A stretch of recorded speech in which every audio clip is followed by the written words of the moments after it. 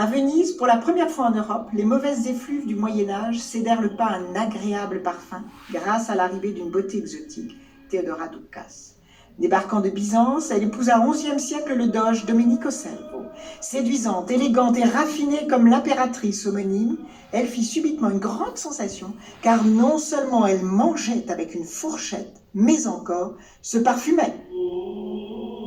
La mode qu'elle déclencha fut vouée à un grand destin, et pendant longtemps, les infatigables marchands de la Sérénissime importèrent des parfums de Grèce, de Perse, d'Égypte, de Constantinople et des cours les plus raffinés d'Arabie. 200 ans plus tard, à la fin du XIIIe siècle, Marco Polo rapporta de Chine les glandes abdominales du cerf porte-musc, duquel s'extrayait le musc au parfum si particulier, celui-ci étant assorti de son mode d'extraction et d'utilisation.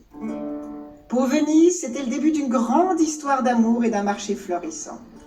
La Sérénissime s'affirma comme active importatrice d'extraits de parfums, et la douane de la cité recevait de précieux chargements d'ambre gris, de civet, de bois de santal, d'aloès, d'épices odorantes, tous hautement prisés par les spétieri, les apothicaires, rivalisant entre eux quant à la préparation de nouvelles concoctions parfumées.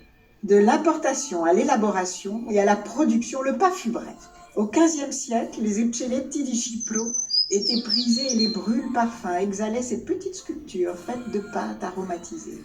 Le mot parfum provient d'ailleurs du latin perfumum,